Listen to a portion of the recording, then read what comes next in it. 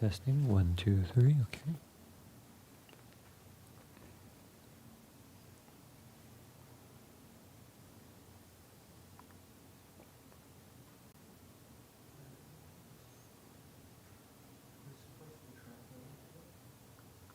Oh, is there a translator? Maybe. Okay, maybe not. We'll see what happens. So good morning, everyone. Are we alive? Okay. So good morning, everyone. We're live from Snow Mountain Monastery, and we'll begin with the reflections on universal well-being. May I abide in well-being, in freedom from affliction, in freedom from hostility, in freedom from ill will, in freedom from anxiety, and may I maintain well-being in myself. May everyone abide in well-being, in freedom from hostility, in freedom from ill will, in freedom from anxiety, and may they maintain well-being in themselves. May all beings released from all suffering, and may they not be parted from the good fortune they have attained. When they act upon intention, all beings are the owners of their action, and inherit its results. Their future is born from such action, companion to such action, and its results will be their home. All actions with intention, be they skillful or harmful, of such acts they will be the heirs. So good morning. I was thinking of reflecting a little bit on our trip here to Snow Mountain Monastery. I was thinking the theme for the week we're up here could be on spiritual friendship, Kalyana Mitra. And as we were driving up here to Snow Mountain, we had a fun experience on spiritual friendship. We were driving up and it was lunchtime, and we stopped at a Subway to just get, kind of a foot-long sandwich. And outside the door, a man approached us. He was kind of stocky, maybe like a little brown beard, kind of bright, gentle eyes, kind of broad face. He asked, "Are you Buddhist monks?" It's in Jin-Wei and myself. Because when we're traveling, we're wearing our robes, so we kind of stand out. And I think Jin-Wei replies, "Yeah, we're Buddhist monks," in a friendly way. He says, "Oh, wow, there's not many Buddhists here. I'm a Buddhist. I just started meditating." I was like, "Well, wonderful, wonderful. Where do you meditate?" He says, "Oh, in Arcadia, just around the corner. We have a meditation group." So, "Oh, really? Who's your teacher?" It's from the lineage of Suzuki Roshi. People know the San Francisco Zen Center as Suzuki Roshi. So, "Oh, Zen, yeah, we know Zen." So, "How about you guys?" So, we're Chinese Chant, which is, you could say, Zen. Says, "We're brothers. We're a Dharma family." He says, "Oh, yeah." So this kind of friendly exchange. And so we go inside, and he went in first and ordered a sandwich. I heard he was vegetarian. He got a vegetarian sandwich. And so Jin-Wei and myself are there trying to figure out, so how do we get a sandwich without onions and garlic? Right? So we're figuring out, so what can we get? As we're ordering our sandwich, I hear him pay for his sandwich and then telling the cashier, "I'll pick up the tab for them as well." Kind of pointing at us. But not very loud, just so that the cashier would hear him. At that moment, I could feel my heart a little bit shift with kind of two different emotions. One's kind of like an excitement, when somebody offers you something, there's a kind of like, oh, wonderful. A feeling of real support. At the same time, there's a sense of kind of embarrassment or kind of discomfort, anxiety. Like, should I accept this? Do I deserve this? Do I have to pay this back somehow? Is there something I have to do? If I was probably a layman in the world, I'd probably say, no, that's okay. I've got it covered, no problem.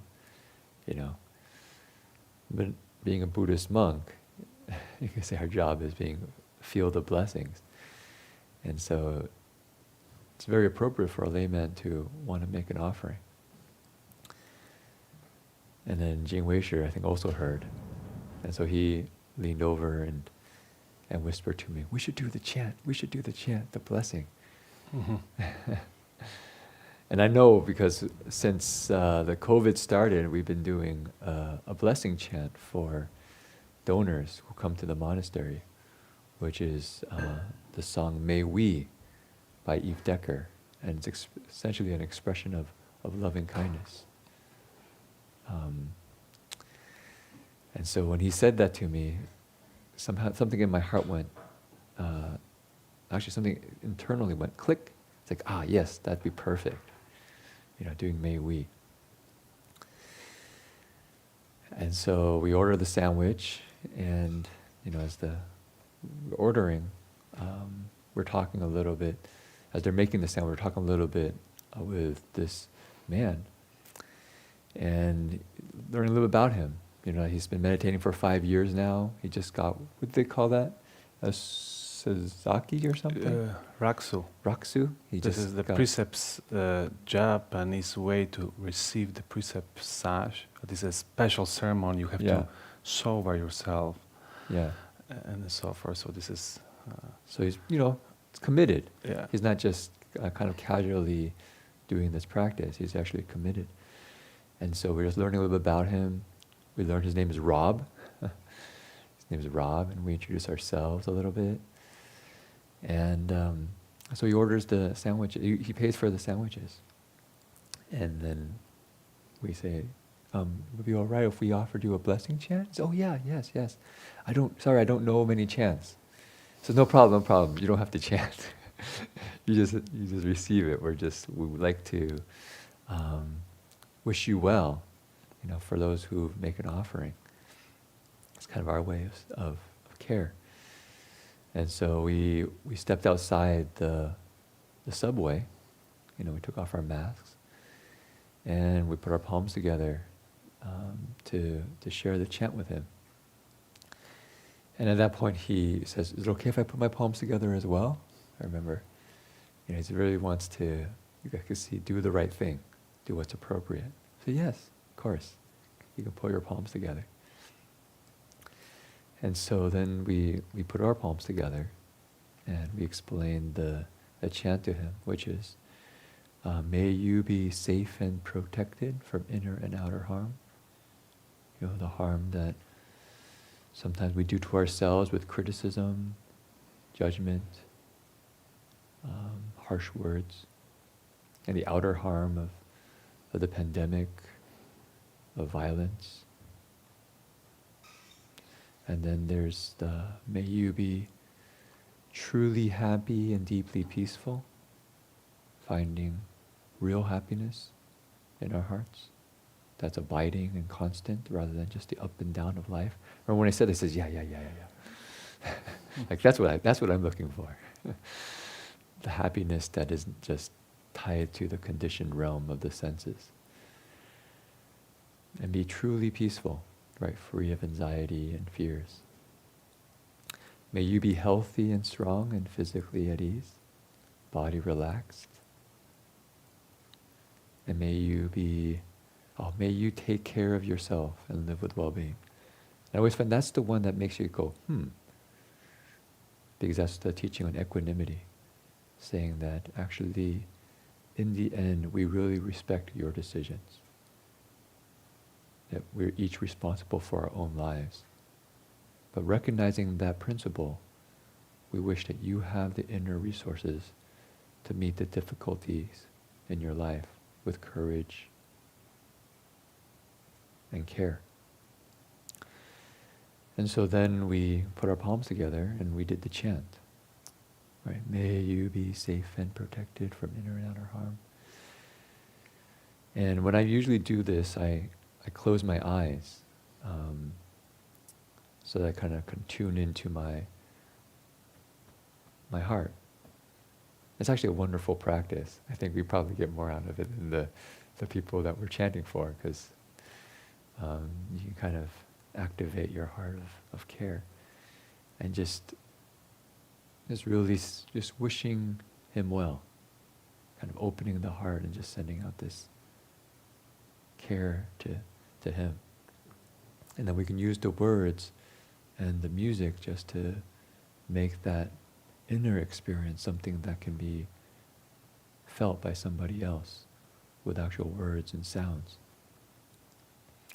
Since I had my eyes closed, I couldn't really see his reaction until afterwards, but I could see that his palms were together and had a very gentle expression on his face. I think the laymen who were with us, standing to the side, said he actually was crying. And I think that's often the experience that I think we have when we meet this kind of heart of care, because we're not used to it. We're used to care being conditional.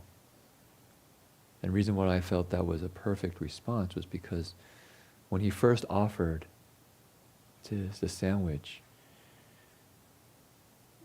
that first experience of excitement and also anxiety of being given something, but also wanting to pay back, is the conditioned realm, the conditioned heart of, the joy of getting and then wanting to somehow pay back, right? Just mutual exchange, transactional.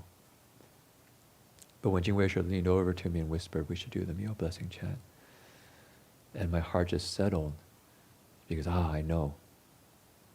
Here as a monastic, we freely receive his gift. Don't have to pay back. But we can express this heart of deep care for him, which is, I think, the role of the Sangha. To essentially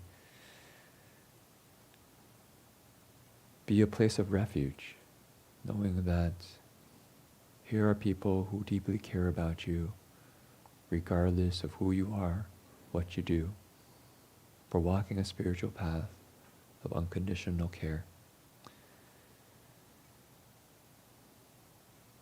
And so somehow that connected for myself, and I think for also Rob. And in this practice of spiritual friendship, you could say, Kalyana Mitra, the foundation of it is this unconditional care. This, I was looking a little bit up the etymology of the word friendship. I think it comes from the word frion in Latin, which means love or care. And it's also kind of tied to the sense of free, which is this love that's given freely.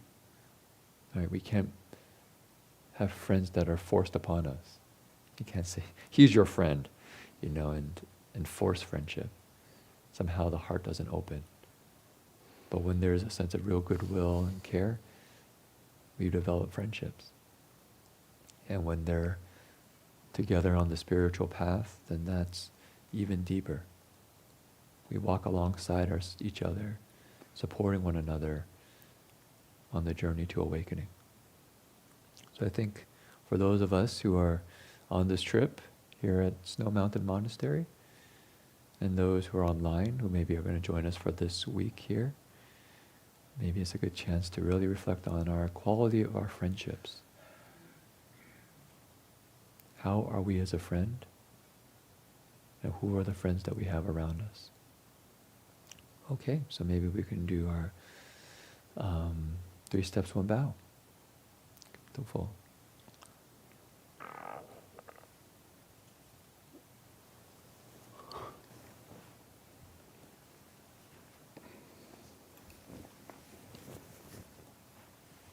So begin with Samantha.